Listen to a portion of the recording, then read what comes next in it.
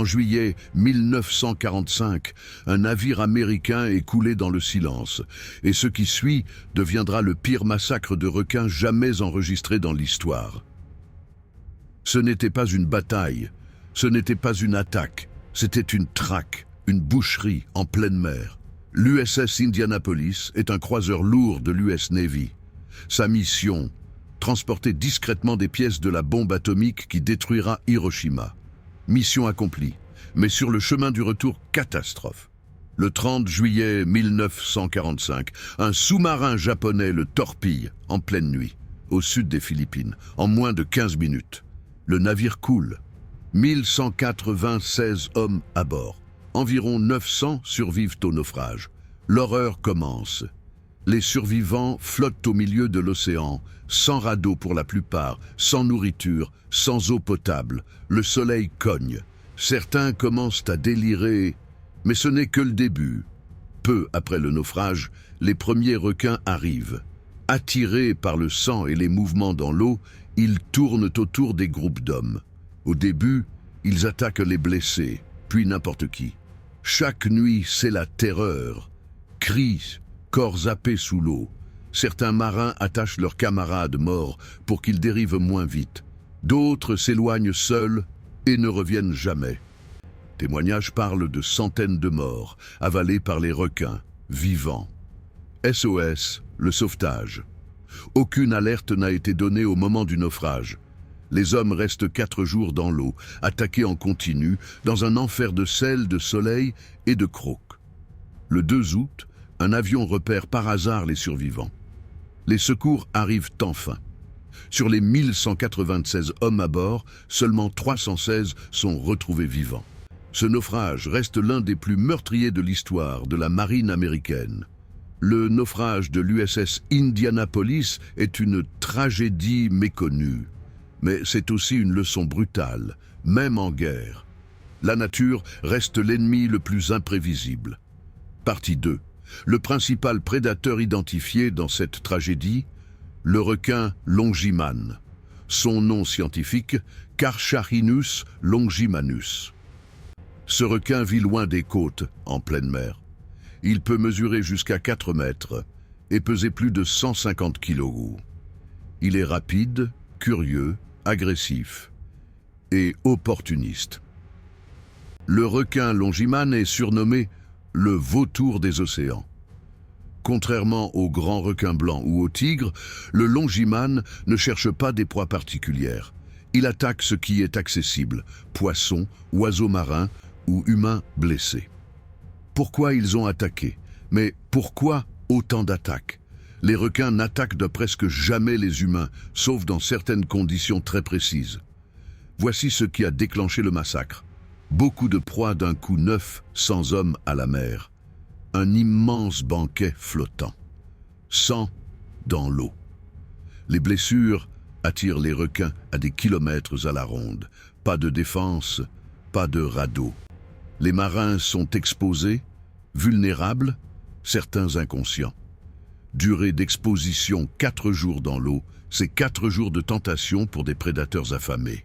Et surtout, les requins n'attaquent pas parce qu'ils sont en colère. Ils testent, ils mordent, et s'il y a peu de résistance, ils reviennent. Certains corps ont été retrouvés à moitié dévorés. D'autres n'ont jamais été retrouvés. Un massacre historique, le massacre de l'USS Indianapolis, est considéré par de nombreux historiens comme le pire événement d'attaque de requins de l'histoire. On estime qu'entre 150 et 200 marins ont été tués directement par les requins. Les autres sont morts de soif, de noyade ou de blessures. Mais ce n'était pas un comportement anormal. C'était la nature qui a simplement répondu à l'appel de la faiblesse. Pas de haine, pas de vengeance, juste l'instinct animal. Le naufrage de l'USS Indianapolis, c'est plus qu'un fait de guerre. C'est une leçon de survie, une leçon de nature. Quand tout s'effondre, même les plus grands navires peuvent finir au menu. Et dans l'océan, quand tu es blessé et seul, personne ne t'entend hurler. L'histoire ne se répète pas, mais l'océan, lui, n'oublie jamais. Ils étaient jeunes, ils étaient marins, ils pensaient rentrer chez eux. Mais après le naufrage de l'USS Indianapolis, ils ont flotté dans l'eau, seuls, brûlés par le soleil et attaqués par des requins. Partie 3, témoignages des survivants. Voici ce qu'ils ont vu, ce qu'ils ont vécu, ce qu'ils n'ont jamais pu oublier. Ce ne sont pas des histoires, ce sont des souvenirs.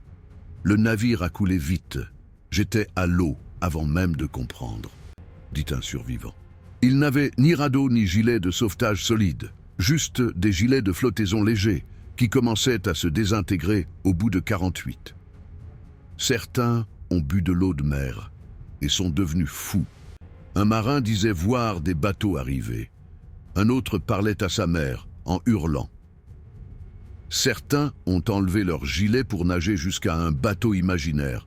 On ne les a jamais revus. Les attaques.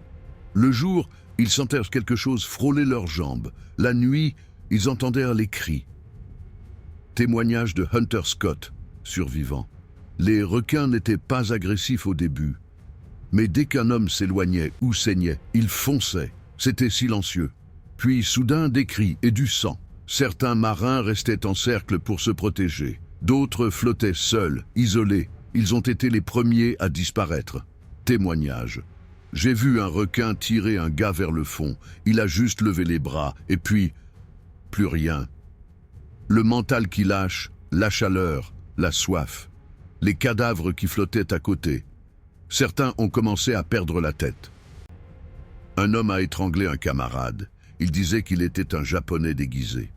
Certains ont essayé de monter sur les cadavres pour rester au sec. D'autres ont chanté l'hymne national pour ne pas sombrer dans la folie. 4. Le sauvetage. Le 4 jour, un avion les repère, mais il ne peut pas prévenir tout de suite, alors il largue des radeaux. Le jour suivant, les secours arrivent enfin. Des dizaines de corps flottent. Certains ne sont plus que des morceaux. On n'était plus des soldats. On était juste des survivants, des ombres. Conclusion. Sur les 1196 hommes à bord, 316 ont survécu, mais aucun n'a oublié. Le silence de la mer, le soleil écrasant, le sang dans l'eau. Ce naufrage n'a pas seulement marqué l'histoire de la guerre, il a marqué l'histoire de la peur.